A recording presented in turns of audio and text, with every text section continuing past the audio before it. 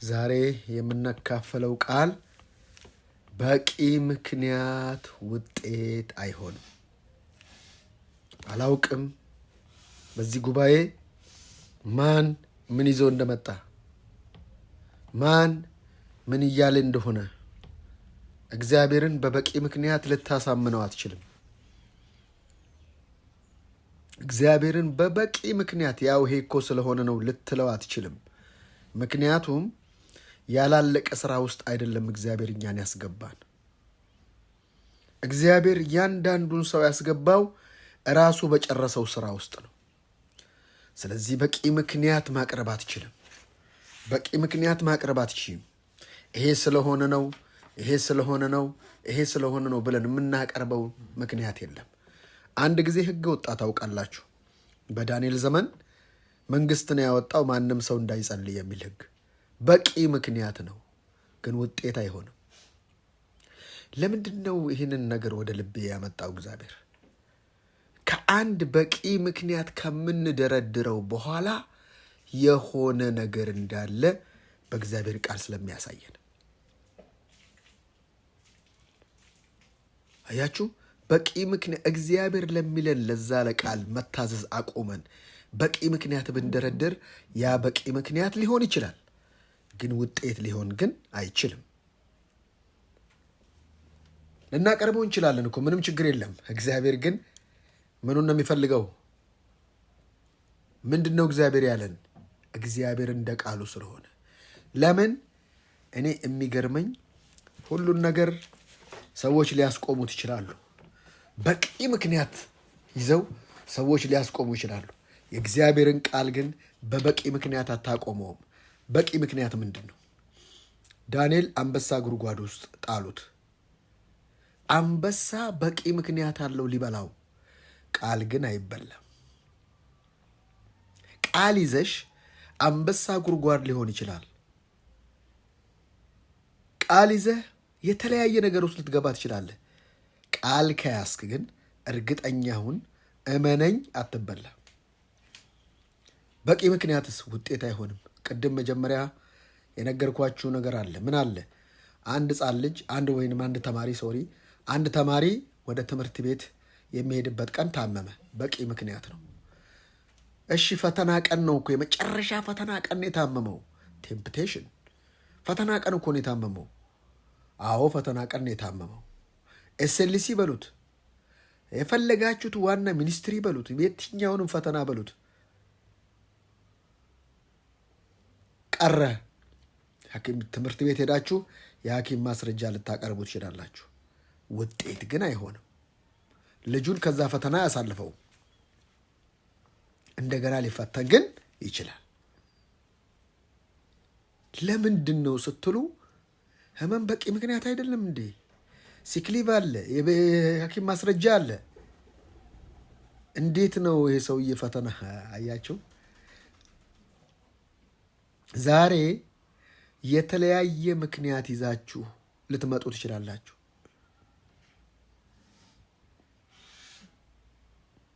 በተለያየ ነገር ውስጥ ልትገቡ ትችላላችሁ።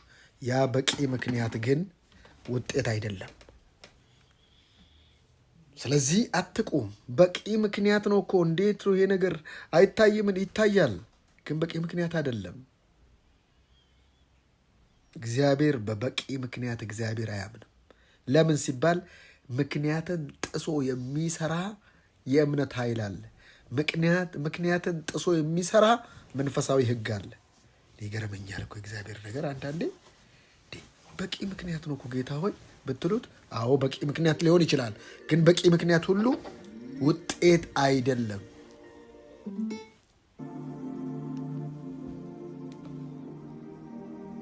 ምንድን ነው ያቀረብሽው? ምንድን ነው ያቀረብከው? በቂ ምክንያት። አዎ ኧረ እኮ ይሄን ነገር እኮ እንዴት ነው ይሄ ነገር ጌታ ሆይ አይገባህም? ከዛ ከሚገባው በላይ ቃል አለው እግዚአብሔር የሚናገረው። ውሃ በቂ ምክንያት ነው፣ ያሰምጣል። እና ካለ ደግሞ ውሃ ላይ መካሄድም ይቻላል። እና በበቂ ምክንያት አትቁሙ እያልኳችሁ ነው።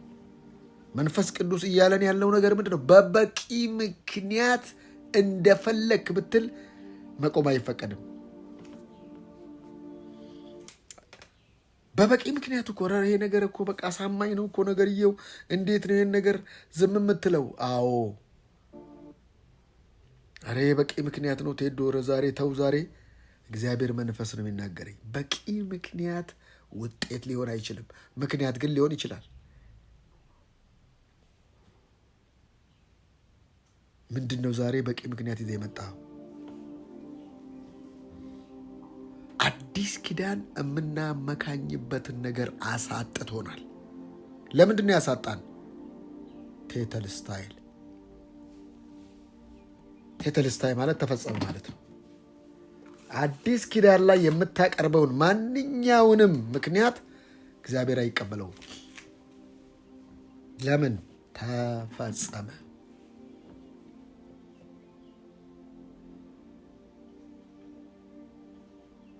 እባብም እግዚአብሔር አምላክ ከፈጠረው ከምድር አውሬ ሁሉ ይልቅ ተንኮለኛ ነበረ። ሴቲቱንም በውኑ እግዚአብሔር ከገነት ዛፍ ሁሉ እንዳትበሉ አዟልን አላት። ሴቲቱም ለእባቡ አለችው፣ በገነት ካለው ከዛፍ ፍሬ እንበላለን። ነገር ግን በገነት መካከል ካለው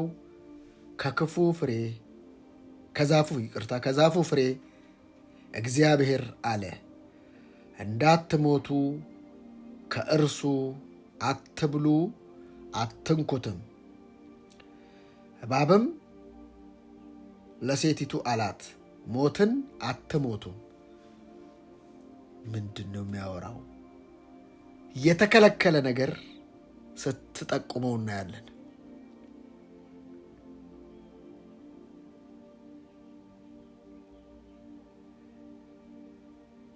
እግዚአብሔር አምላክ ከፈጠረው ከምድር ዛፍ ሁሉ ይልቅ ከምድር አውሬ ሁሉ ይልቅ ተንኮለኛ ነበር። ሴቲቱንም በውኑ እግዚአብሔር ከገነት ዛፍ ሁሉ እንዳትበሉ አዟልን አላት።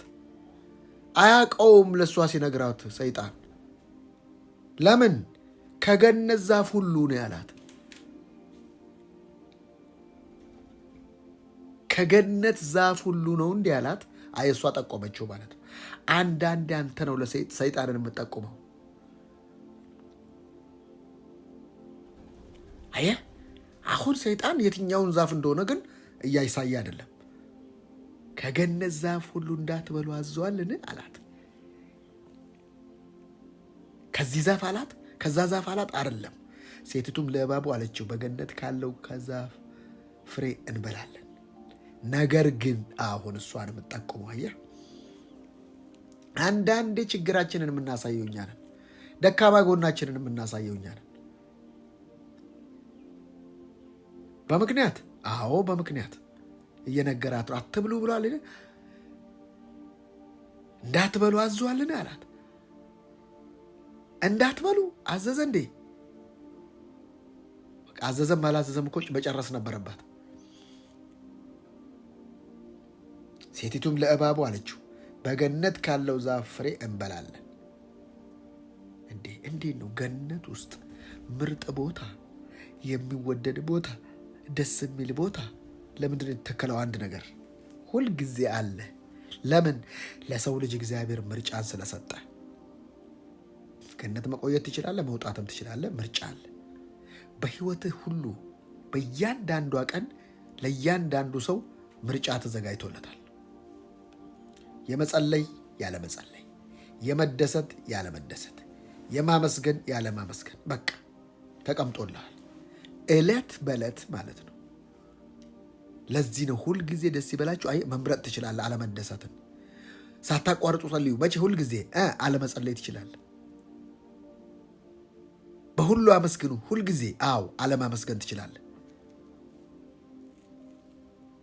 በበቂ ምክንያት አለማመስገን ትችላለህ። በጣም ነገሬ እንደዚህ ወርዷል፣ ሰሞኑ ነገሮቼ ሁሉ ተገለባብጠዋል፣ የማመሰግንበት አቅም የለኝም ብለህ በቂ ምክንያት ልታቀርብ ትችላለህ። በቂ ምክንያት የስ እንዴት ነው እንደዚህ እየሆንኩ ማመሰግነው? በቂ ምክንያት ነው፣ ግን ውጤት የለውም። ሪቾ ቅድም ትናገር ነበር፣ በፈለገ ሁኔታ ሁኑ እግዚአብሔር ያዘጋጀልን ነገር ምንድን ነው? ከምስጋና ጋር ጸሎትን፣ ጥያቄን እንኳን ስናቀርብ አለች።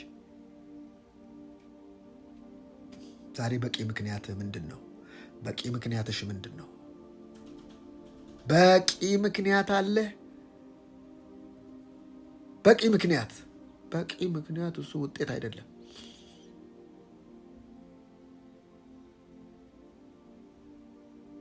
በቂ ምክንያት ውጤት ሊሆን አይችልም።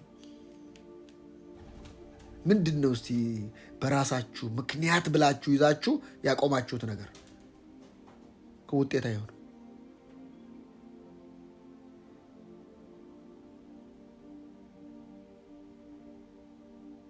አንድ ሰው ግንበኛ ነው፣ በበቂ ምክንያት ቀረ። ለምንድን ነው ግንበኛን ያነሳሁት? የጉልበት ስራ ስለሆነ፣ አንተ የምትገኝበት ስለሆነ፣ ሰውየው የሚገኝበት ስለሆነ፣ ሰውየውን የሚጠይቅ ስለሆነ ቀርተሃል። ውጤት ግን አይሆንም። በቀን በቀን ስለሚከፈለው የሰውዬ በቀረ መጠን ገንዘቡን አያገኝም። በቂ ምክንያት ያስቀርቶት የስ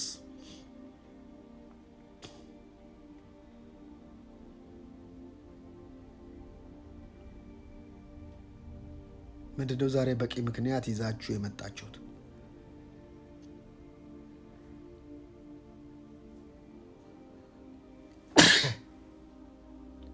ምንድነው በቂ ምክንያት ይዛችሁ የመጣችሁት? ዛሬ ያውና ደክሞኛል፣ በቼስ አላመሰግንም፣ በቃ ዝም ብዬ ልተኛ። መተኛ ትችላለህ፣ ተኝተህ መጸለይም ትችላለህ፣ ማጉረምረም ትችላለህ። በቂ ምክንያት አለ። የኢኮኖሚ ጉዳይ በቂ ምክንያት አለ፣ ግን ውጤት የለውም።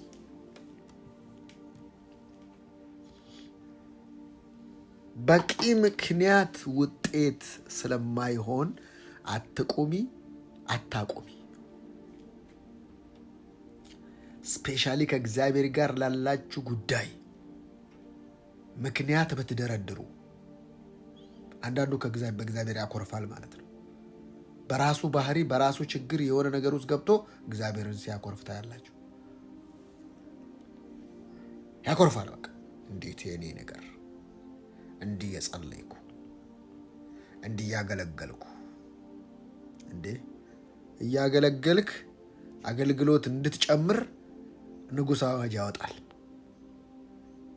አገልግሎት እንድትጨምር እግዚአብሔር ሲረዳ ንጉሥ ደግሞ አዋጅ ያወጣል። ምን የሚል? ማንም ሰው ቢጸልይ የአንበሳ ጉድጓድ ይጣላል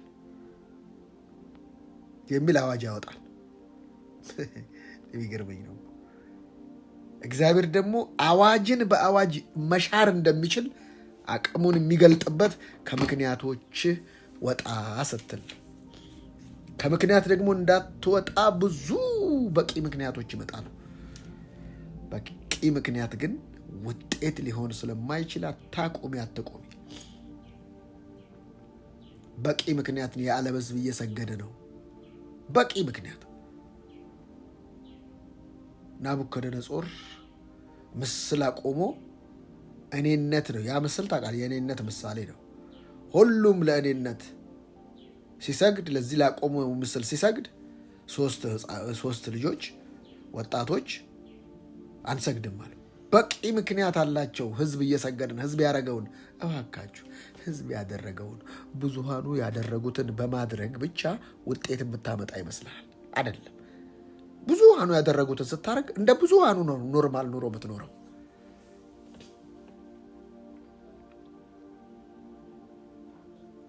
እንደ ብዙሃኑ አንተ ከሰው ትለያለሽ፣ አንቺ ከሰው ሊሉሽ ይችላሉ። እሱ ጉዳይሽ፣ የአንቺ ምርጫ ነው። አትብሉ ሲላት አትብሉ ብሏልን? ከገነት ዛፍ ነው ያላት። ብዙ ሰዎች ከዚህ ዛፍ አላይልም፣ ከገነት ያው መጽሐፉ እንደዚህ ነው የሚለው። እባብም እግዚአብሔር አምላክ ከፈጠረው ከምድር አውሬ ሁሉ ይልቅ ተንኮለኛ ነበረ። ሴቲቱንም በውኑ እግዚአብሔር ከገነት ዛፍ ሁሉ ነው ያላት። ከገነት ዛፍ ሁሉ እንዳትበሉ አዟልን? ሁሉ ካለ ከሁሉም ሁሉንም ናትብሎ ያለው ወይ ብሎ አየህ። ማኖ ሲያስነካት? እባብም እግዚአብሔር አምላክ ከፈጠራቸው የዱር አራዊት ሁሉ ተንኮለኛ ነበረ። ሴቲቱንም በእርግጥ እግዚአብሔር በአትክልት ስፍራ ካሉ ዛፎች ከማናቸውም እንዳትበሉ ብሏልን አላት። ከማናቸውም አለ እንዴ? ከማናቸው አንድ ነው ያለው። አንዱን ጠቆመችው ማለት ነው። እሷን የጠቆመችው ጠቋሚው እሷ ነች። አንተን የምትጠቁመው ለሰይጣን ያው ይሄ ነገር ያልሆነ አለ። በቃ እዛ ጋ ነው ነገር በቃ የሚጀምረው። ልብሽ ተይዟላ በዛ ነገር። ሴቲቱም እባቡን እንዲህ አለችው፣ በአትክልት ስፍራ ካሉት ዛፎች ፍሬ መብላት እንችላለን። ነገር ግን እግዚአብሔር በአትክልቱ ስፍራ መካከል ከሚገኘው ዛፍ ፍሬ እንዳትበሉ እንዳትነኩትም አለዚያ ትሞታላችሁ ብሏል። አየህ፣ ኔጋቲቭ፣ እንዳትነኩ ትሞታላችሁ። እሱ ደግሞ ምን አላት? እባቡም ሴቱን እንዲህ አላት፣ መሞት እንኳ አትሞቱም። ዋሸ። የማን ውሸት በለጠ? ከእግዚአብሔር እውነት ይልቅ የሰይጣን ውሸት በለጠ። ብዙ ሰው ከእግዚአብሔር መገኘት ይልቅ የሰይጣንን መገኘት ነው የሚያምነው። ከእግዚአብሔር ደስታ ይልቅ የሰይጣንን ሐዘን ነው የሚጠብቀው። ከእግዚአብሔር ሙላት ይልቅ የሰይጣንን ጉለትን የሚያየው። ሁልጊዜ ውሸት እውነት እስክትነሳ ከተማን ታዳርሳለች። ብዙ ሰው ከእግዚአብሔር እውነት ይልቅ የሰይጣንን ውሸት ይመርጣል። ገደልኩህ የሚለውን ይመርጣል። በሕይወት ትኖራለህ የሚለውን አይመርጥም። ጭንቀት ይመርጣል። መውደቅ ለምን? ፎለን በወደቀ ዓለም በወደቀ አስተሳሰብ ስላለ። አይምሮህን ግን ስታድሰው መጀመሪያ የምታስበው ትክክለኛውን የእግዚአብሔር የሆነውን እውነት የሆነውን ክቡር የሆነውን ተወዳጅ የሆነውን ነገር ነው ማሰብ የምትጀምረው። ከእግዚአብሔር እውነት ይልቅ እግዚአብሔር ደግሞ ለእውነቱ በፍጹም አይደራደርም። ሞት እንኳ አትሞቱም፣ ከፍሬው በበላችሁ ጊዜ ዓይናችሁ እንዲከፈቱና መልካምና ክፉን በማወቅ እንደ እግዚአብሔር እንደምትሆኑ እግዚአብሔር ስለሚያውቅ ነው። አንተ ለምን አልሆንክም አይባልም፣ አይጠየቅም። አንተ ስለምን አልሆንክም? ይህንን እውቀት ካለ አንተ ስለምን አልሆንክም? አያችሁ፣ ጥሩ በሚመስል እውቀት እንደ እግዚአብሔር እንዳትሆን ደስ አይልም? እንዴት እየታለለች እንዳለ።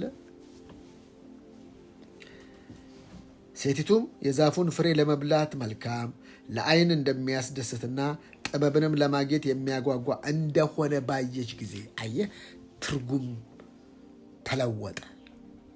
ስለ ዛፉ ያላት ሞት ሳይሆን ስለ ዛፉ ያላት እይታዋ የሚያስደስት ለጥበብ ለማግኘት የሚያጓጓ እንደሆነ ባየች ጊዜ። እንደዛ ነው እንዴ? አየህ፣ ለካ በራስ መንገድ የምታስበው የምታልሙ ማንኛውም ነገር ፍጻሜ ውጤቱ ሞት ነው። መጽሐፍ ምን እንዳለ? በበላችሁ ጊዜ ትሞታላችሁ። ውጤቱ ሞት ነው። እንደ አሽሞንሙነሽው አቀማጥለሽው እንደፈለግሽው ሔዋንዬ፣ ውጤቱ ግን ሞት ነው። በበላሽ ጊዜ እግዚአብሔር ደግሞ አይዘረዝረውም። ትበላለህ፣ ትሞታለህ። የሰይጣን የውሸትስ ውስጧ ልክ ስትቀበለው የሰይጣንን ውሸት እንደማትሞቱ እንደ እግዚአብሔር መሆኑ ስለሚያውቅ ነው ብሎ ሲዋሻት ያንን እውቀት ገንዘብ አድርጋ ገዛችሁ። ያንን ሐሳብ ገዛችሁ። ከዛስ ልክ ስታየው ሴቲቱ የዛፉ ፍሬ ለመብል መልካም ለዓይን የሚያስደስትና ጥበብንም ለማግኘት የሚያጓጓ እንደሆነ ባየች ጊዜ ነው እሷን ያየችው። እግዚአብሔር ያላትን ነገር ሌላ ውሸት ነግሯት አመለካከቷን ቀየረው። ለዚህ ነው ትምህርቶች አስተሳሰብን ሊቀይሩ ይችላሉ። ትምህርቶች እሳቢያችንን ሊቀይሩ ይችላሉ። ግንዛቤያችንን ሊቀይሩ ይችላሉ። በቃ እይታዋን ለወጠው። ያምራል እንዴ ዛፉ? ያስጎመጃል እንዴ ዛፉ? ኖ የገባባት እውቀት እንደ እግዚአብሔር እንደምትሆኑ ስለሚያውቅ ነው። ከፍሬ በበላችሁ ጊዜ ዓይናችሁ ይከፈታል ሲላት ወዛው ጋር ነው ዓይኗን የከፈተው። መጀመሪያ ቃል ነው የገባባት፣ ዓይኗን ከፈተው። ዓይኗ ሲከፈት ምን አለች? ሳትበላው ሳትበላው ከፍሬው በበላችሁ ጊዜ ዓይናችሁ እንደሚከፈትና መልካምና ክፉን በማወቅ እንደ እግዚአብሔር እንደምትሆኑ እግዚአብሔር ስለሚያውቅ ነው። ሴቲቱም የዛፉ ፍሬ ለመብላት መልካም ለዓይን እንደሚያስደስት ወይንም የሚያስደስትና ጥበብንም ለማግኘት የሚያጓጓ የሚያጠግባለች መጓጓት ብቻ። የዓለም ነገር እንደዛ ማጓጓት፣ ማሳሳት፣ ማማር እንጂ ማጥገብ የሚባል ነገር የለም። የዓለም ሲስተም ዲመን የሚያደርግ ምንድን ነው? የሚያጓጓ ነው። በቃ እንዳያመልጥ እርኩሰቱም እንዳያመልጥ ይለዋል። በቃ የሚያጓጓ እንጂ የሚያጠግብ አይደለም። መጽሐፍ ቅዱስ እኔ ግን በጽድቅ በኃጢአት አይልም፣ በአመፅ አይልም። እኔ ግን በጽድቅ ፊትህን አያለሁ፣ ከዛስ ክብርህን ሳይ እጠግባለሁ። በማየት የሚያጠግብ ክብር አለ፣ በማየት የሚያጓጓ ደግሞ ሌላ ዓለም አለ። ይሄኛው ዓለም በማየት የሚያጓጓ ነው። አንዱ ስትለው አንዱ ማጓጓት ብቻ ማጥገብ የለውም። እኔ እኮ አይደለም ብለው ቃሉን የሚለው የዛፉ ፍሬ ለመብላት መልካም ለዓይን የሚያስደስትና ጥበብንም ለማግኘት የሚያጓጓ መጓጓት፣ መጎምጀት፣ ለሀጭን ማዝረክረክ ይሄ የዓለም ሲስተም ነው። አቤት ሲያምር፣ አቤት ደስ ሲል፣ በፍጹም ግን ጥጋብ የለውም። ስትይዙት የለም። ባየች ጊዜ ከፍሬ ወስዳ በላች። ኦልሬዲ ዲዛይር ካረክ በኋላ ውስጥ በስሜት ዲዛይር ያን ነገር ማግኘት አይቀርም። ክፉም ይሁን ደግ፣ መልካም ይሁን መጥፎ ማግኘት አይቀርም። ለዚህ ነው ኢማጂኔሽን ወይንም ምናብ ኃይል አለው። እቺ ልጅ በምናቧ ጨረሰችው። የምናብ ኃይል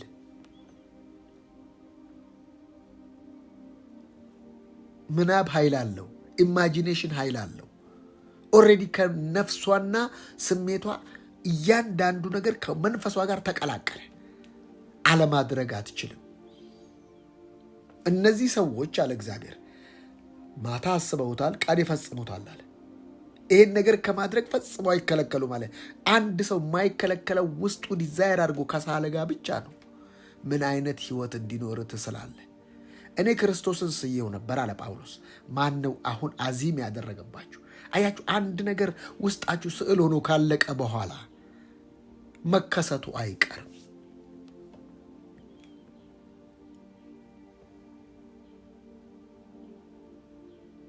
ስለዚህ የተነገራት ነገር ውጤት አይደለም።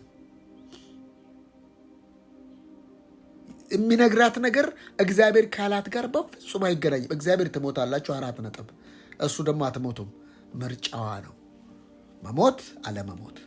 እግዚአብሔር ትሞታላችሁ አለ፣ አትሞቱም አለ። በእግዚአብሔር ትሞታላችሁ ውስጥ ውጤት አለ።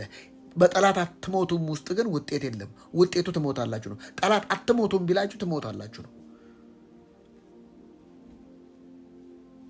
ጠላት ምንም ቢዋሻችሁ ያን ነገር ሊቀይረው አይችልም። ውጤቱን ሊቀይረው አይችልም። ቃላቱን፣ ነገሩን ሊቀይረው ይችላል። አንዳንድ የህግ አስተማሪዎች ያልገባቸው እነሱ በማለት ውጤት የሚቀይሩ ይመስላቸዋል። አይደለም። ህግ በውጤት አይቀየርም። ውጤትም በህግ አይቀየርም። መጀመሪያ ህግ ነው የሚወጣው።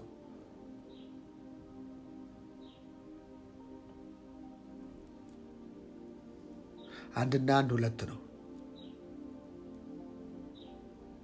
በቃ አንድና አንድ ሁለት ነው። አንድ ሲቀነስ አንድ ሲካፈል አንድ ሲባዛ ለአንድ አይደለም። አንድ ሲደመር አንድ ሁለት ነው። በቃ እባካችሁ በቂ ምክንያት ውጤት አይሆንም። ምንድን ያቀረብሽው? እኔ ከባለቤቴ ጋር ስላልስማማ ልፋታ ቢል አንድ ሰው በቂ ምክንያት ነው አለመስማማት። ግን ውጤት የለውም። ውጤቱ እግዚአብሔር የሚጠላውን ነገር እያደረገ ስለሆነ ያ እግዚአብሔር የሚጠላው ማንኛውም ነገር እሱን ኮንሲኩዌንስን ያገኘዋል። ለምን? ህግ ጥሰዋል። እግዚአብሔር ከሚጠላው ነገር ጋር እግዚአብሔር የሚጠላውን አደረገ። ምንድነው ዛሬ በቂ ምክንያት? ዛሬ ባክሽ እንትን ስለሆነ ይሄ ነው በቂ ምክንያት፣ ውጤት ግን አይሆንም። ታዲያ ምን ማድረግ ነው ያለብን? እሱንም ዋናው ምክንያቶችን ለማሸነፍ ሲስተሞችን መዘርጋት አለብን። እንዴት ነው የምንዘረጋው? ምንድነው ሲስተም? ሲስተሞችን መዘርጋት። አንድ ሰው እሱ በሌለበት ቦታ ስራው የማይሰራ ከሆነ በበቂ ምክንያት ቢቀር ውጤት የለውም። ግንስ ሲስተም ይዘረጋል፣ መረብ ይዘረጋል። የእንሽላሊት ኑሮና የሸረሪት ኑሮ ይለያያል።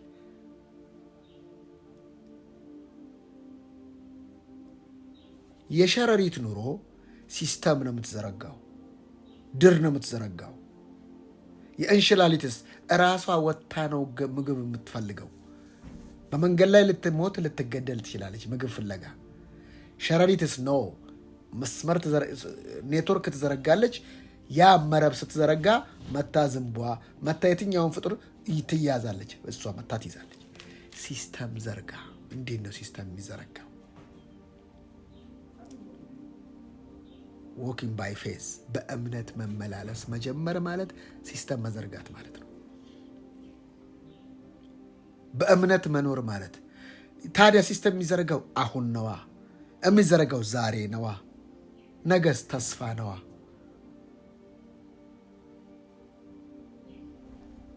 ጻድቅ የሚኖረው በእምነት ነው ከተባለ መንፈሳዊ ዓለም ጋር የሚያገናኝ ድሩ እምነት ይባላል። የሌለውን ነገር የሚያስረግጥ የሚያስረዳ ነው ወይስ የማናየውን? የሌለውን ነገር አይደለም፣ የማናየውን ነገር የሚያስረግጥና የሚያስረዳ ነው። ያን ነገር በቂ ምክንያት ይመጣል። እንዳታምን በቂ ምክንያት ይመጣል። ይህን ነገር ይልህና በቂ ምክንያት ይመጣል። ያንን በቂ ምክንያት እስካልተሻገርክ እስካልጣስሽ ድረስ ያ ለአንቺ የሚመጣውን ክብር አታገኘው።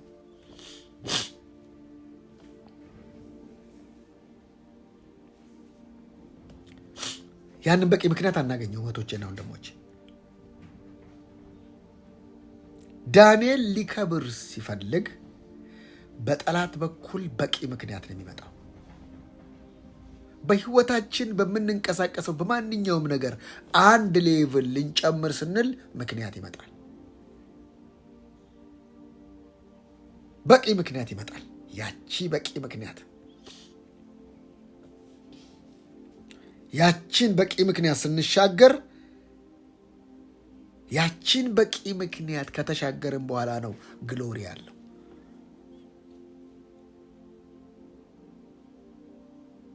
አባቶች ጽዋ ከኔ ትለፍ አለ ኢየሱስ። መሞት ያማል፣ በሰቃየት ያማል፣ ግን የኔ ፍቃድ አይሆናል። ኦፖርቹኒቲ መጥቶለታል፣ አለመሰቀል ይችላል። ግን የመጣው ደግሞ ሚሽኑ እሱ ነው። በህይወት ጎዳና ስትሄዱ ሁልጊዜም አማራጮች ይመጣሉ።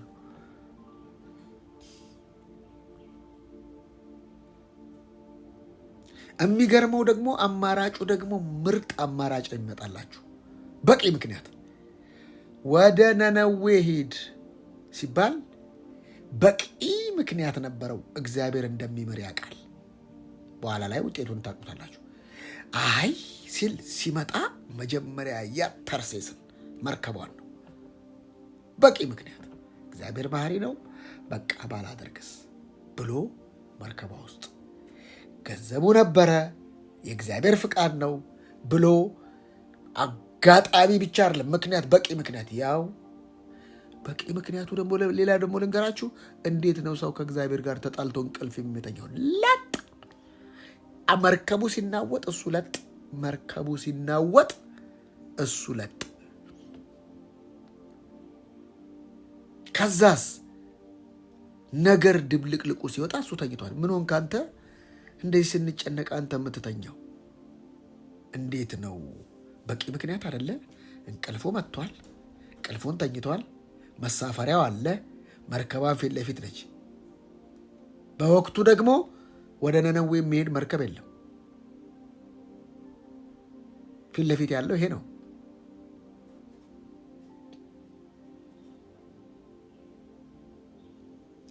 ሌላ መርከብ ተዘጋጀ። ሰርጓጅ መርከብ። ምን አይነት አሳ ነባሪ የሚሉት ሰርጓጅ መርከብ። ውጤቱ ምን አስከተለ? አመፁ የሰዎች ኪሳራ ሆነ። የሰዎች ሀብት ኪሳራ ምክንያት ሆነ።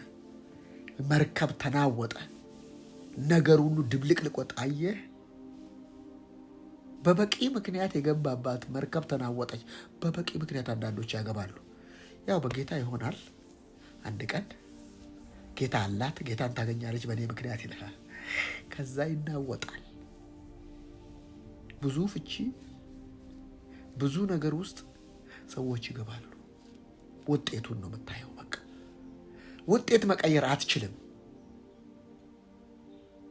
ውጤት እንድትቀይር መጀመሪያ ከምክንያት ውጣ። ምክንያት ውጤት ስለማይሆን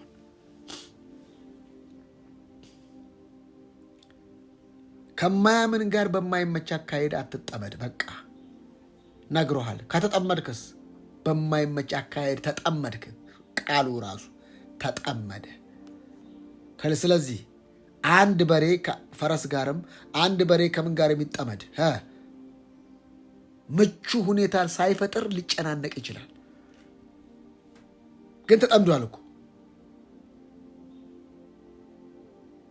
ቀንበር ውስጥ ገብቷል። የጭንቅ ቀንበር ሁሌ እናገራለሁ። አሕዛብ የሚያገባ ሰው ሚስትየው አሕዛብ ከሆነች አባቷ ሰይጣን ነው። ባልየው አሕዛብ ከሆነ አባቱ ሰይጣን ነው። ስለዚህ አማትህ ሰይጣን ነው። ሰይጣንን አቅፈ ነው የምተኛው። ስለዚህ የትኛውም ታይም ሊበውዝህ ይችላል። ምንም ታይም፣ የፈለገበት ታይም የሆነ ነገር በቤት ሊመጣ ይችላል። መጀመሪያውኑ ከሆነ ችግር የለውም። በአንዱ ምክንያት አንዱ ይቀደሳል ብሎ መጽሐፍ ቅዱስ ተናግሯል። ግን መጀመሪያ ላይ ካልሆነስ፣ በኋላ ላይ ከሆነስ በቂ ምክንያት ነው እኮ። ተቸግሬያለሁ፣ ይረዳኛል፣ ተቸግሬያለሁ፣ ትረዳኛለች። በቃ ይሄ እግዚአብሔር ጋብቻን ወስኗል። ታዲያ በማይመች አካሄድ ከማያምን ጋር ነው እንዴ ታዲያ? ኧረ ከአንዳንዱ እኮ ደግሞ አማኝም አለ እንደዚህ የማይመች። እሱንም ሌላ ጉዳይ ነው። እሱ እግዚአብሔር ሳይናገር ቀርቶ ነው። ሳይናገር ቀርቶ ነው። እግዚአብሔር ባለበት ቦታ ሁሉ ሰላም ነው ያለው። መጀመሪያ ይሄን ማረጋገጥ አለብን።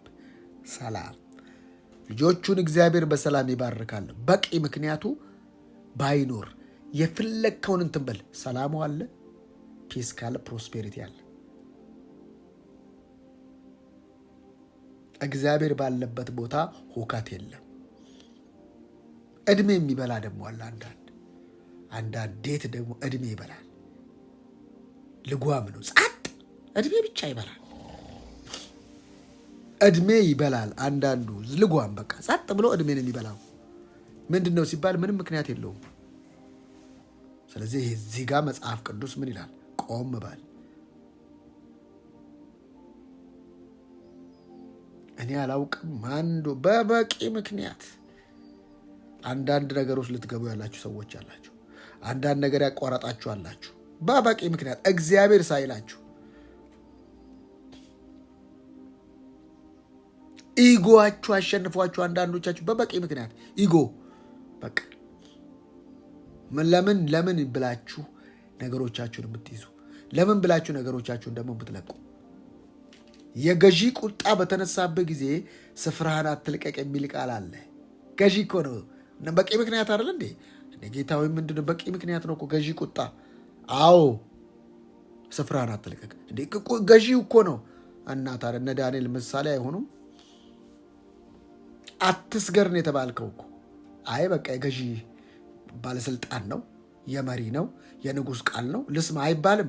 ለካ ከነገስታት፣ ከንጉሶች፣ ከፈጣሪዎች፣ ከተለያየ ነገሮች በላይ አለ ሌላ።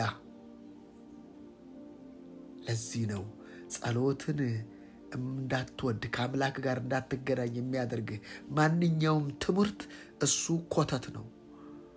ወደ እግዚአብሔር የማያስጠጉ ትምህርቶች ሁሉ ኮተቶች ናቸው። በቂ ምክንያቶች ናቸው። አዎ በቂ ምክንያት አላቸው። አዎ። እንድታጉረመርም የሚያደርጉ በቂ ምክንያት አላቸው። አዎ።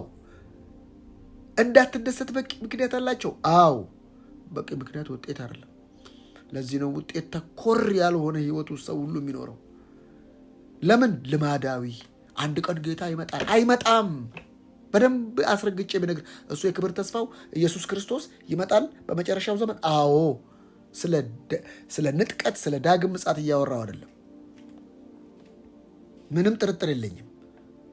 ግን ሁልጊዜ ደስ ይበላችሁ ተብሎ ተጽፎ ቆይ አንድ ቀን ካልክ ሚስ አድርገሃል። በቂ ምክንያት ነው እኮ አሁን ያለበት ምክንያት። ኬስህ ውስጥ ገንዘብ የለም፣ አካውንት ውስጥ ምንም የለም፣ የሚበላ የለም። በቂ ምክንያት ነው ለማጉረምረም። አይፈቀድልህም። ግን ዛሬ አላውቅም፣ በቂ ምክንያት ልትደረድሩ ያላችሁ ሰዎች እግዚአብሔር ከበቂ ምክንያት በላይ ነው። ስነ ስርዓት አርጉ። ስነ ስርዓት አርጊ። ስነ ስርዓት አርግ።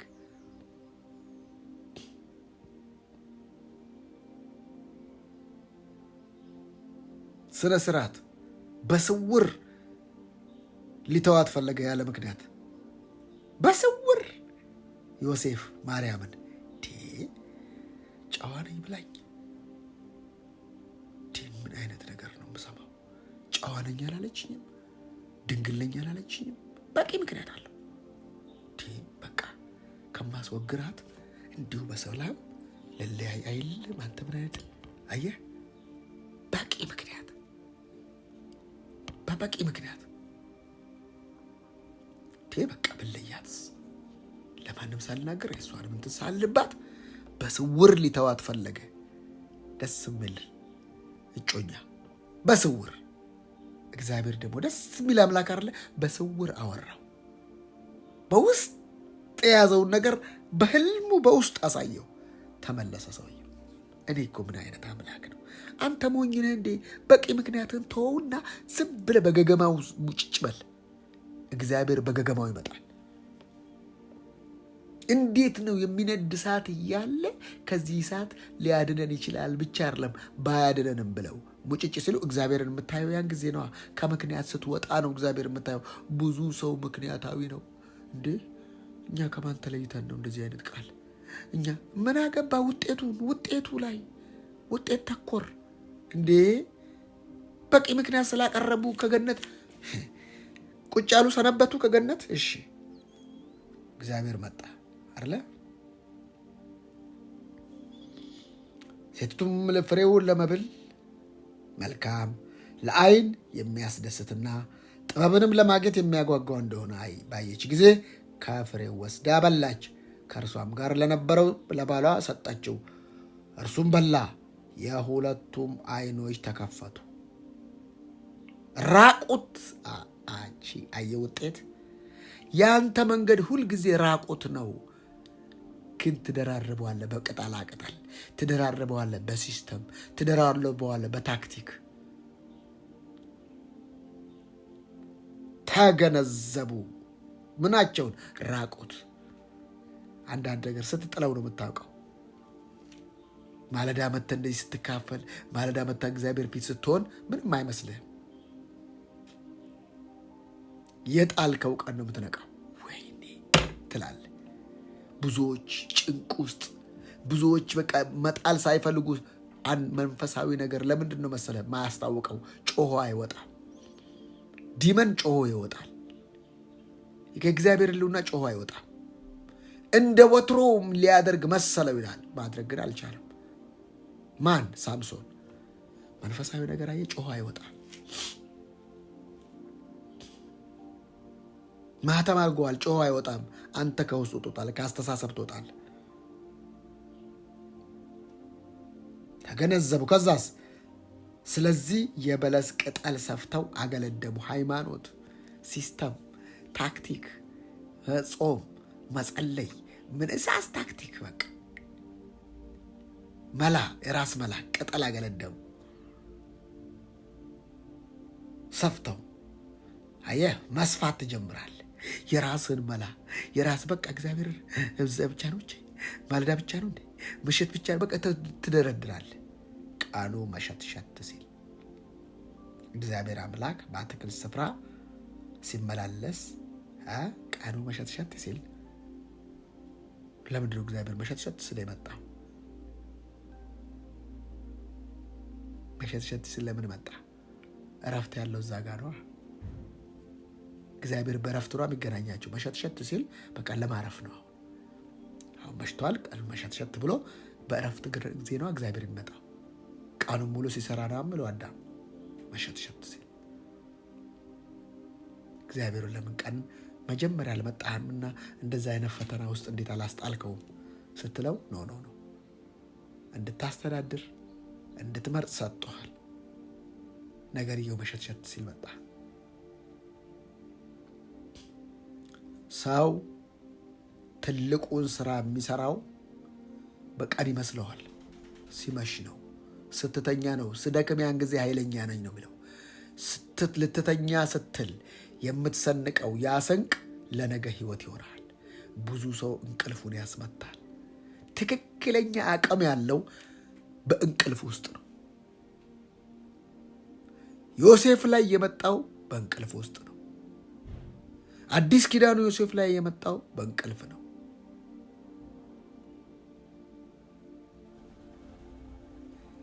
እሱ ታይም ወሳኝ ታይም ነው። ወደ አልፋ ወደ ታች የምንወርድበት ወደ ጨቅላነት ህፃን ውስጥ የምንወርድበት ታይም ነው። እሱ ታይም ነው የሚሰነቅበት። አቅም ያለው እዛች ጋ ነው። ሰው ግን አያቅም።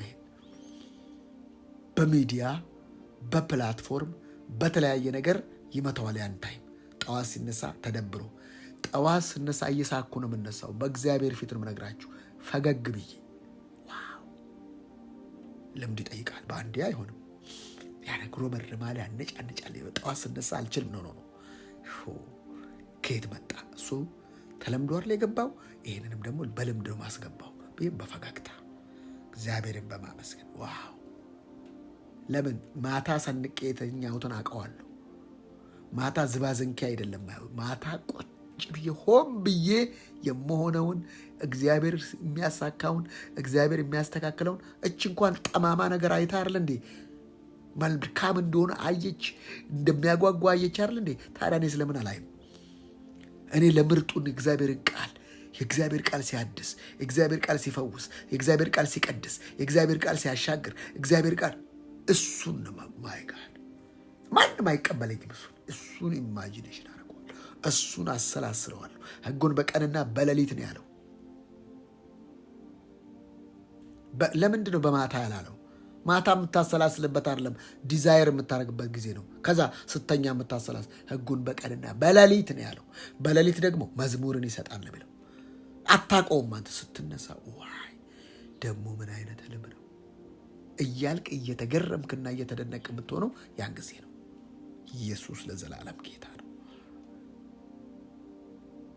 ቀኑ መሸትሸት ሲል እግዚአብሔር አምላክ በአትክልቱ ስፍራ ሲመላለስ አዳምና ሔዋን ድምፁን ሰምተው ከእግዚአብሔር አምላክ ፊት በዛፎቹ መካከል ተሸሸጉ። ውጤቱ መሸሸግ ነው፣ መደበቅ ነው።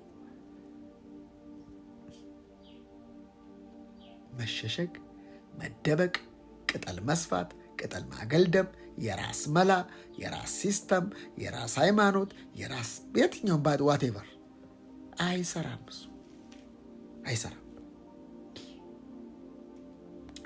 እግዚአብሔር አምላክ ግን አዳምን ተጣርቶ የት ነህ አለው። አያውቅም እንደ እግዚአብሔር ያደረገውን ነው ፍቃድህን የሚጠይቀው እግዚአብሔር ያውቀዋል። ሁሉን ነገር ያውቀዋል፣ ግን ፍቃድህን ይጠይቃል።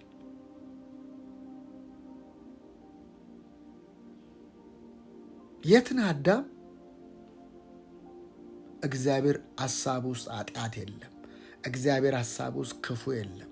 እግዚአብሔር አማላቫ ካቲያሮራ የለም። እግዚአብሔር ሐሳብ ለምን ለሰው ልጅ ነው ያልኩ። አዳምንም እንትን ማን ነው ሰይጣንንማ ጥሎታል፣ አመድ አድርጎታል። በእግዚአብሔር ለሰው ልጅ ባለው አመለካከት ውስጥ እግዚአብሔር በፍጹም ኔጋቲቭ ነገር የለውም። ኔጋቲቭ ነገር እንደሌለው አሳያችኋለሁ። የትን አለው? አዳም ስማ፣ ድምፅህን በአትክልቱ ስፍራ ሰማው። ከዛስ ራቁቴን ስለሆንኩ ፈራው። ፊሪዝ ዲመን ኮኔክሽን የሚባለው ለዚህ ነው። የጥበብ መጀመሪያ እግዚአብሔርን መፍራት ሲሆን የውድቀት መጀመሪያ እግዚአብሔርን መጥላት ወይንም ሰይጣንን መፍራት። እግዚአብሔርን መፍራት ሁለት አይነት። በኃጢአት እግዚአብሔርን ትፈራዋለህ፣ በጥበብ እግዚአብሔርን ትፈራዋለህ። የጥበብ መጀመሪያው እግዚአብሔርን መፍራት ነው። የኃጢአት መጀመሪያ እግዚአብሔርን የትኛው ፍርሃት? ይገለኛል፣ ይቆርጠኛል የሚል ኮተት የሆነ ትምህርት። እግዚአብሔር ገዳይ ነው፣ እግዚአብሔር ኃጢአተኞችን ይገላል፣ ይጨፈጭፋል የሚል ፍርሃትና የጥበብ መጀመሪያ እግዚአብሔርን መፍራት በአባትነቱ መፈራት። አባት ከሆንኩ መፈራት የታላር የትኛው ፍርሃት? የአባትነት ፍርሃት፣ የገዳይነት አይደለም። ይሄ በቃ ድምፅህን በአትክልቱ ስፍራ ሰማው። ራቁቴን፣ የኔ ራቁትነት አስፈራኝ። ራቁቴን ስለሆንኩ ፈራው። ራቁቴን በቃ እሞታለሁ። እገድ ራቁት ጸጋ ዊዛውት ግሬስ። ከጸጋ ውጪ ሰው ሲሆን ይፈራል። ለዚህ ነው ወደ ጸጋው ዙፋን በእምነት መቅረብ ያለብን። ራቁቴን ነኝ፣ መለመላዬን ነኝ። በፊትስ ታዲያ ምን ለብሰ ነበር? መለመላ አልነበርክም። ቅጠል እንኳን አሁን ያሰፋው። ድሮ እኮ ቅጠል አልነበረም። ግሬስ ጸጋው ነበር በፊቱ የሚያመላልስ። ለዚህ ነው ፒውሪቲስ ፓወር የምንለው። ንጽህና ኃይል ነው፣ ቅድስና ኃይል ነው የምንለው ለዚህ ነው። ያለ ቅድስና ማየት አትችሉም ይላል ዕብራውያን ላይ። ያለ ቅድስና እግዚአብሔርን ማየት፣ ያለበለዚያ ይጋርድሃል፣ እርኩሰት ፈሪ ያደርግሃል፣ በአይምሮ እንዳታስብ ያደርግሃል፣ ለእግዚአብሔር የተሰጠውን ማንነት ይቀማሃል፣ ፍርሃቱ ውስጥ ይከትሃል። ራቁቴን ባዶ ነኝ፣ መለመላዬን ነኝ፣ አንተም ማየት አልቻልኩም፣ ፈራው፣ ተሸሸኩ ብሎ መለሰ። በቃ ተደበቅኩኝ፣ ምንም ማድረግ አልችልም ከመደበቅ ውጭ። ምክንያቱም ጸጋ የሌለው ሰው ይደበቃል። እና ታዲያ ምንድነው? ወደ ጸጋው ዙፋን ነው መቅረብ አልቻልኩም። ለምን? አሁንም አለመቻሉን ምን እንዳደረገላቸው አሳያቸዋለሁ። ኢየሱስን እንዴት እንደሰጣቸው እዚህ ጋር እዚህ ጋር እግዚአብሔር ራቁትህን መሆንህን ማን ነገረህ? ማን ነገረህ? የገባበት ሮንግ እውቀት፣ ባዴ እንደ ጉድ እውቀት። ከማን የሰማው? ከጨለማው ዓለም። ሁለቱም ብርሃናት ነው እዚህ ጋር የሚያሳይ እና የሰውን ፈቃደኝነት። እኔ እግዚአብሔር ምን አይነት ሰውን አይታችኋል አይደል? ሰይጣን አንድ መጽሐፍ ላይ አቤት ሰይጣን ለምንድን ነው እንደዚህ ሁልጊዜ በሰዎች ላይ የምትጣመመው? ሰዎችን እንደዚህ የምታደርገው? ቅዱስ ነው፣ እሱን አናገኘው። ማንን? እግዚአብሔርን። ልክ አካሉን ሰውን ልጅ ለእኛ ምህረት አልሰጠንም። ያጠፉት እነሱ፣ እኛም ብናጠፋ ምህረት አልሰጠንም። እነሱን ግን ዛሬ እያጠፉ ይምራቸዋል። ዛሬ እያጠፉ ይምራቸዋል። በመልኩ ስለተፈጠሩ መልኩን የምናገኘው በእነሱ ነው። የእሱ መልክ ልክ እነሱን ኃጢአት ስናሰራ እሱ ያማዋል፣ እሱ ይሰማዋል። እንደዛ ነው የምናደርገው። ስለዚህ እልህ ውስጥ ሰዎችን ስለምንከታቸው ሁልጊዜ እነሱ በተነኩ ቁጥር እሱ ያማዋል፣ እሱ ይሰማዋል። ለምን? እሱ ምጡቅ ነው፣ ልናገኘው አንችልም። በሱ ነው የምናገኛቸው። ለምን? በአምሳሉ ስለተፈጠሩ ብሎ አንድ መጽሐፍ ላይ እንደዛ ይላል። እና የሚቀደሱ ሰዎች ሲያቃጥሉን፣ ማያድጉ ሰዎች ሁልጊዜ እሱን ስለምናገኝባቸው እነሱን ነው የምንጎዳቸው። ብቻችንን ደግሞ ምንም ነገር ውስጥ አንገባም። እሱን የምናገኝበት ብቻ። ለምን? አልማረንም፣ እኛን ምህረት አልሰጠንም። የሰው ልጅ ታስበው ዘንድ ምንድን ነው? መዝሙር 8 ላይ ትጎበኘው ዘንድ ምንድን ነው? ከመላእክት በጥቂት አሳነስከው፣ የክብር ዘውድ ጫንክለት። የሚገርም እኮ ነው። እንደዛ ነው እሱን የምናገኘው። በእነሱ እሱን ማግኘት የምንችለው በእነሱ ነው። ራቁትን ማን? ምክንያቱም እንትን አይመስልም። እንዴት ማን ነገረ? ምን አይነት እውቀት ነው የዛከው? ማን ነገረ? አትችልም ማን አለ? ራቁትን ነው ማን አለ? አንቺ አትረቢ ማን ያለሽ? አንቺ በኮ ማለት እንደዚህ ማን ያለሽ? የገባው ተራ እውቀት፣ የገባው የማይረባ እውቀትና ኮተት እሱ ነው የሚይዝ። አምነህ እስከተቀበልከው ድረስ ነው የሚሰራው። ከእርሱ እንዳትበላ ብዬ ካዘዝኩ ዛፍ በላህን? ጥያቄ አሁንም እግዚአብሔር ሳያውቀው ቀርቶ ነው አይደለም። ሁል ጊዜ አንተን ነው የሚያስጨርስ። አዳም እቺ ከኔ ጋር ምክንያት አያችሁ፣ እቺ ከኔ ጋር እንድትኖር የሰጣኝ ሴት እርሷ ከዛፉ ፍሬ ሰጠችኝና በላው አለ። ምክንያት በቂ ምክንያት ነው። አሷር ላይ ሰጠችው እሷ ነች። ግን ውጤት አለው የለውም? ያው እኮ ጌታ ሆይ አገራችን ውጤት አለው የለው? ያው እኮ ሁኔታ የኢኮኖሚ ይሄን ነገር ጉዳይ ታዩ። ስለዚህ ውጤት አለው የለው? እምባዬን አታብስም አንተ። ውጤት አለው የለው? ብዙ ሰው ውጤት በሌለው ዘመኑን፣ ኑሮውን፣ ህይወቱን ይጨርሳል። ውጤት በሌለው። ለምንድን ነው ሰው ልጅ የሚያስጨንቅ ነገር የሚወደው? አይዶን ነው። ሆረር በቃ ጭንቀት ይወዳል ሰው። ግን እኮ በሌላ አባባልስ የሚያስጨንቅ ነገር አለብኝ ይጨነቃል። በቃ ይዘፍነዋል። ጭንቀቴ በስቶ፣ ሐዘኔ በስቶ፣ እምባዬ በስቶ፣ የሚያጽናና ጠፍቶ፣ አንተ ግን ናና ምናምን ይደኩሰኩ። በቃ ሞዘዘዘዝ እዛ ነገር ላይ። ስለዚህ ሲያለቀስ ነው የጸለየ የሚመስለው ብላችሁ ለዚህ ነው ሀሳብ በበቀን ዝም ብሎ አየር ሲደበድብ ይላል። በእንደዚህ የምትመጣ በእንደዚህ የምትመጣ በእንደዚህ የምትመጣ እዚች ጋር እንደዛ አይደለም ነገሩ። መንፈስ አለ ሰጠችኝና በለ ምክንያት እሷ አይደለም የሰጠችው። ልክ ነው።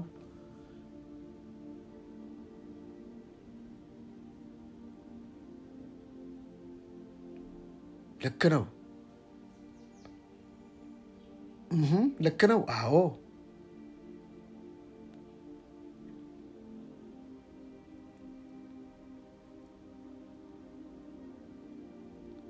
ደመረች፣ ሁለቱ አንድ ስለሚሆኑ።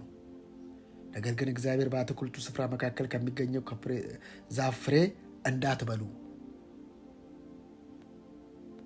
በቂ ምክንያት ውጤት አይሆንም። ልታቀርብ ትችላለህ፣ በቂ ምክንያት ግን ውጤት አይሆንም። በቂ ምክንያት ብዙ ሰው ዛሬ በቂ ምክንያት እንደዚህ ለማድረግ በቂ ምክንያት። ሰው በምክንያት እንዲኖር ሳይሆን የተፈጠረው በእምነት እንዲኖር ነው። ይቺ ከኔ ጋር እንድትኖር የሰጠኝ ሴት እርሷ ከዛፉ ፍሬ ሰጠችኝና በላው አለ። በበላሃት ቀን ትሞታለህ። ውጤት ነው። ብታስተባብል ምክንያት ብታቀርብ ምንም ሊመጣ አይችልም። እግዚአብሔር አምላክ ሴቲቱን ይህ ያደረግሽው ምንድን ነው አላት። ጥያቄ። እርሷም አንተ ገነት ውስጥ እባብን ማን አስገባው አለ። ገነት ውስጥ እንዴት እባብ ይሆናል? እባብ የቤት እንስሳ ነው ወንድሜ፣ ተንኮለኛ ነው አለ እንጂ ሰይጣን ነው አላለ።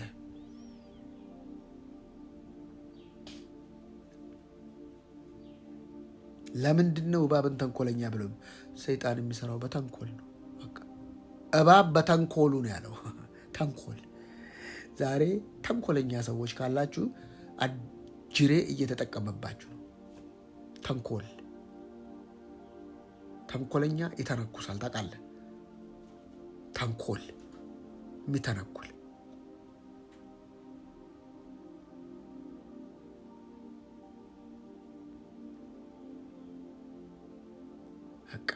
ማንም አያየኝም ብለህ የምታደርጋት እያንዳንዷ ተንኮል፣ እያንዳንዷ ሴራ ስራ አላት ማለት ነው። እርሷም እባብ አሳሳተኝና፣ እውነቱን ተናገረች። አሳሳተኝና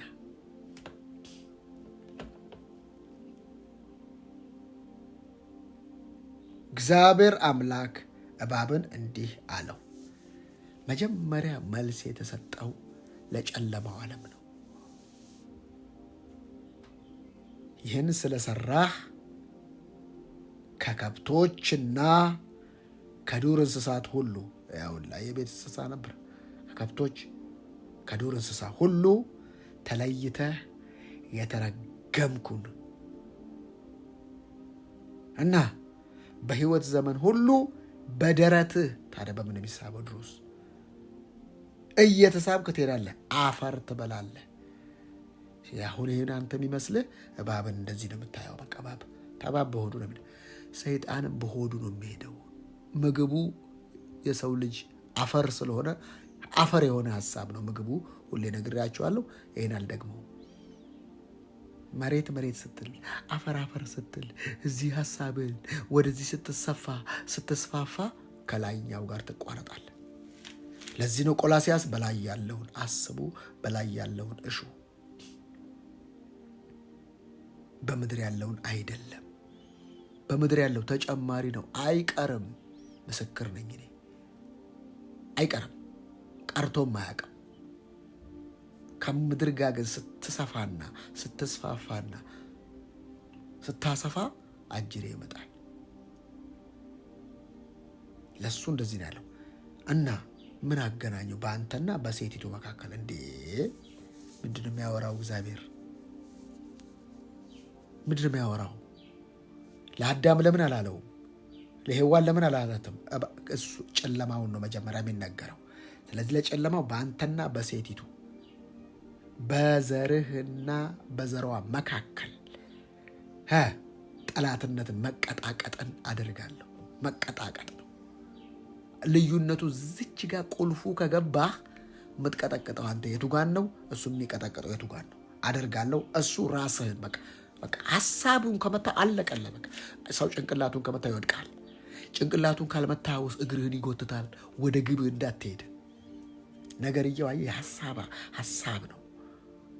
አንተ ሀሳቡን ነው ለዚህ ነው ጳውሎስ የዲያብሎስን ሀሳብ አንስተውም። ለምን? የዲያብሎስን ስራ እንዲያፈርስ ተገልጧል ኢየሱስ። አሁን ስራው ፈርሶበታል። አሁንስ ሀሳብ ነው አሁን የሚያመጣው የዲያብሎስን ስራ እንዲያፈርስ የእግዚአብሔር ልጅ ተገለጠ። ጳውሎስስ የዲያብሎስን ሀሳብ አንስተውም። አሁን ሀሳብ ጋር ነው ፍጭቱ፣ ስራው ጋር አይደለ። ስራውማ ፈርሷል። ሀሳቡን ነው ገንዘብ አድርገህ ስትገዛው ይጫወትብሃል። ብዙ ክርስቲያኖች ላይ ይጫወትባቸዋል። ጢባ ልክ ነገር ቻሌንጁ ሲመጣ ሀሳቡን አውቀውት ኦኬ፣ ከዚህ ምክንያት በኋላ የሆነ ኮዝ አለ፣ ስለዚህ ይህንን ምክንያት አልቀበለውም፣ ያኛውን ነገር ነው የምቀበለው በማለት ብቻ ነው የምታሸንፈው። ይህን ነገር አመጣ፣ ይህን ቻሌንጅ ኦኬ፣ ምንድን ነው ከዚህ ቻሌንጅ በስተጀርባ ቼንጅ አለ። ቴንክ ዩ ሶ ማች ፋዘር ዩ ካን ጎ፣ ቀጥል። እንዴ ለዳንኤል ድል ተሰጠው። ኖ ይሄ ምክንያት የሆነ ምክንያትማ አለው። አንበሳ ጉድጓድ ነው እኮ የምትጣል። ኖ ልጣል። በእውነት ዳኒ ይሄን የሰማው ልክ ነው። ንጉሱ ሊያድነው ፈለገ፣ አልቻለም። ለምን? ንጉስ ሊያድነው ካልቻለ አይገባህም ሌላ ንጉስ እንዳለ። ንጉሱ እኮ አልፈረደበትም። ንጉስ ሊያድነው ፈለገ፣ አልቻለም። በቃ አንድ ንጉስ አለ፣ ያ ጠጅ አሳላፊው። ትዝ ይላችኋል ዮሴፍ ሲታሰር አስበኝ ሲለው ረሳው ይላል። ጠጅ አሳላፊ እንዴት አንተን ሊያስብ ይችላል? ከሞትም ድነው። አንዳንድ ሰው ከሞት ድነው ከተለያየ ነገር ወጥተው ተለውጠው የሚረሱ ሰዎች፣ ይሄ የሰው ባህሪ ነው። በቃ ቅድም እኮ አለች እኮ 10 ለምጻሞች 9 የት አሉ አለ። የት አሉ? አልተፈወሱም እንዴ? ተፈውሰዋል። ለምጻም ሲባል ነጭ አይደለም፣ ኤፒሊፕሲ ነው፣ ስጋ ደዌ በሽታ ነው። ያን እንኳን የተቆራረጠ ነገር ሰው ሀሳቡ ካልተፈወሰ ሰዎች ረስተዋል። እንዴ ትላንት ስጋ ደዌ ያልነበረ በቃ ተፈወስኳ። ሐኪም ቤት ከሄድክና ከዳንክ በኋላ ሐኪም ቤት ምንድን ነው የምትሰራው? ምንም ሰራ ወይኔ እዚህ ሐኪም ቤት ባለውለታ ነው ትላለህ። ሐኪም ቤት ባለውለታ አይደል? የሐኪም ቤት ባለውለታ የለም። ትሄዳለህ፣ ትከፍላለህ፣ ትድናለህ፣ ወደ ቤት ትመጣለህ። ትክክለኛው ፈውስ ግን የውስጥ ፈውስ፣ ውስጥ ሲነካ። ለዚህ ነው የብዙ ሰዎች ህይወት ውጫዊ ህይወት ነው። ነገር ሲያገኙ በቃ እንትን ናቸው ነው። ይሄ እንደዚህ ነው። እስራኤላውያን እኮ ውጫዊ ነገር ነው። ችግሩ እኮ ከነሱ ከስጋ ጋር ነበር። ስጋት ሆነባቸው። ስጋው በቂ ምክንያት ነው። ምድረ በዳ ነው። አዎ ምድረ በዳ ነው። ምንም የለም። ግን ጦማቸውን አድረው ያውቁ። ምንም የለም። በቂ ምክንያት ነው። ተጠምተው አያውቁ። አቤት በቂ ምክንያት። ልብሳቸው ከነሱ ጋር ስለሚያድግ ምንም ሁሌ ፍሬሽ ነው። ለምን? ተሸፍነው ነበር በህልውናው። ቀን በደመና ሌት በሳት አምድ። ለዚህ ነው ባካችሁ በቂ ምክንያት ውሸቱን ነው ምላችሁ። በቂ ምክንያት ውጤት ሊሆን አይችልም፣ ሆኖም አያውቅም። እንደውም ከዚህ ምሳሌ ጋር የሚሄድልኝ አንድ ጠቅላይ ሚኒስትሩ የተናገሩት ነገር አለ። ማን ነው? ሯጩ በእግሩ የሮጠው በቂ ምክንያቱ ጫማ የለኝም። በጣም በቂ ምክንያት ነው። ጫማ የለኝም፣ መሮጥ አልችልም፣ ብዙዎች አዲዳስ እየለበሱ ነው ማለት ይችላል። በቂ ምክንያት ነው። ካቆመም ይቻላል። በእግሩ ሮጠ። በእግሩ ሲሮጥ እና ሲያሸንፍ ማንም ሰው ያን በቂ ምክንያት ሳያይ ድሉን ማጣጣም ጀመረ። ለመጀመሪያ ጊዜ በእግር የሮጠ ሪከርድ ሰባሪ ተባለ። በመጀመሪያ ጊዜ በሮም አደባባይ ላይ ትልቅ ሐውልት ተቀመጠለት። በመጀመሪያ ጊዜ በኔጋሲያ ቶራ የብዙ ሰዎችን አንገት ሰበረ። ድሉን አበሰረ። ለምን? ጫማ የለኝም ቢልስ? ጫማ የለኝም እኮ ያው ጫማ በሌለ ደግሞ ታውቃላችሁ ቢል መብቱ ነው። ለምን? በቂ ምክንያት ነው። የበቂ ምክንያት ካቆመ ድሉ የለም ማለት ነው። ይሄ ሰውዬ በበቂ ምክንያት ቢቆም ኖሮ ዛሬ አበበ ቢቂላ ሳይሆን አበበ አተርም አይባልም። አበበ ቢቂላ፣ አበበ በቀለ፣ አበበ ናኘ፣ አበበ ዝና ወጣ ስቲል ነው ይነገራል። ለምንድን ነው በማራቶን ላይ ኢትዮጵያ እስከዛሬ ድረስ ሪከርድ እስከዛሬ ሩጫ ላይ የመጀመሪያ ወሳኝነት አለው? የመጀመሪያው ወሳኝነት አለው። በእግር ኳስ መጀመሪያ ብትሆን ኖሮ እስካሁንም ያው የመጀመሪያ ወሳኝነት አለው። ስለዚህ ኢትዮጵያን አታሸንፍም። መጀመሪያ ድል ሲበሰር በቂ ምክንያቶች ይመጣሉ። ኢየሱስን መጀመሪያ በቂ ምክንያት መጣለት። ወድቀ ብትሰግድልኝ ይሄንን እሰጥሃለሁ። በቃ በቂ ምክንያት። ምን አስኬደ? መስቀል ላይ ምን አንጠለጠለ? ምን ገደለ? በቂ ምክንያት ይመጣልሃል ማለት ነው። ኖ ለአምላክህ ለእግዚአብሔር ብቻ ስገድ ተብሎ ተጽፏል። ብዙዎች ታዲያ ጠላት የሚያሰግዳቸው በጥቅም አይደለ? በጥቅማ ጥቅም፣ በቅመማ ቅመም በሚመስል ነገር ውሸት በሆነ በማይጸና በማይረጋ አቤት አቤት አቤት አቤት አቤት አቤት። ዛሬ ማን ነው ምክንያት እያቀረበ ያለ? አላቅም።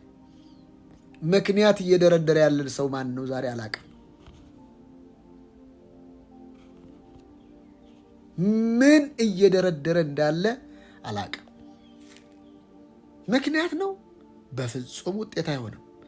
ከዛ አሳርህን ትበላለህ። ተራ ኑሮ መኖር ትጀምራለህ። ምክንያት ጥሰህ ግን ያንን ምክንያት አልፈህ ልክ ከፈተናው በኋላ ኢየሱስን ያገለገሉት 40 ቀንና 40 ሌሊት ከጾሙ በኋላ መላእክቶች መጥተው አገለገሉት ይላል። የመላእክት አገልግሎት የምታገኘው ከበቂ ምክንያት ስትወጣ ነው። ባያድነን እንኳን ይባላል ነው። ይሄን አላረገው ይሄን አላረገው። ለምን? አንድ አለ ከኋላ የሆነ የተዘጋጀልኝ ነገር አለ። አንወድቅም፣ እንወድቃለን። አንሳሳትም፣ እንሳሳታለን። በስተት መኖር ግን ላይፍ ስታይል ማድረግ ግን እሱ ሮንግ ነው። ሃሌሉያ። ሃሌሉያ ሃሌሉያ። ሕዝብን እየፈታ ስላለ እያንዳንዳችንን እየፈታን ስላለ በኢየሱስ ስም እባርካለሁ። በቂ ምክንያት ውጤት አይሆንም እህቶችና ወንድሞች። በቃ በህይወታችሁ ላይ ይሁት በቂ ምክንያት በኋላ ነው ማሻገር ያለው። በሙጤ ሲመጡት በቂ ምክንያት ነበረው፣ አቅም አለው ሊገለብጣቸው ነው። በስተጀርባ ያለው ከመስቀል ባሻገር ያለው ሰይጣን አይደለም የሰዋው ኢየሱስን። ኢየሱስ ለእግዚአብሔር ነው መሰዋዕት የሆነው። ለምን? የኃጢአት መስዋዕት ሆኖ ራሱን አቀረበ ነው የሚለው ፓሎ። አንዳንድ ሰው ለሰይጣን ይመስል ኖ ለሰይጣን ምን አባቱ ነው መስዋዕቱ? ቆሻሻ ደግሞ ለእግዚአብሔር ነው መስዋዕት የሆነው። ኢየሱስ የተሰቀለው ለእኔና ለእግዚአብሔር ነው። ምን ማለት ነው? ይሄ ደግሞ አዲስ ትምህርት አይደለም።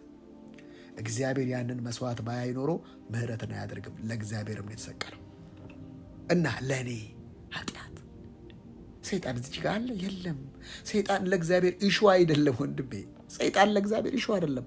ለእግዚአብሔር ኢሹ የጽድቅ ጉዳይ ነው። ጽድቅና ሰላም ተሳሳሙ፣ እውነትና ምሕረት ተገናኙ። እግዚአብሔር ለእግዚአብሔር ነው መስዋዕት የሆነው። ራሱን መስዋዕት አድርጎ አቀረበ። ያ እግዚአብሔር ፊቱን አዞረበት። ኃጢአት ተገደለ። ታዲያ ለማን የተሰቀለው? ለእግዚአብሔርና ለእኔ ነዋ። እግዚአብሔር የሚያየውን በሱ በኩል ነው። አሁን ኃጢአት በቃ ለአንድና ለመጨረሻ ጊዜ እልባት አገኘ። ኃጢአት ለአንድና ለመጨረሻ ጊዜ ተገደለ። ሞት ተገደለ። ሰው ልጅ ከአበሳ ከኩነኔ ነፃ ሆነ። ወደዛ ነገር በተመለከተበት ጊዜ ሁሉ ሕይወት፣ ጸጋ፣ ሰላም፣ እረፍት፣ ደስታ፣ ሙላት፣ ብልጽግና፣ ከፍታ ይሆንለታል በኢየሱስ ውስጥ። ሃሌሉያ! ዋው! ይሄ ነው ሕይወት። እግዚአብሔርን ምንም ነገር አያባባውም። ያንተ ለቅሶ ከኢየሱስ መሰቀል አይበልጥም። ያንተ ምክንያት ከኢየሱስ መሰቀል አይበልጥም።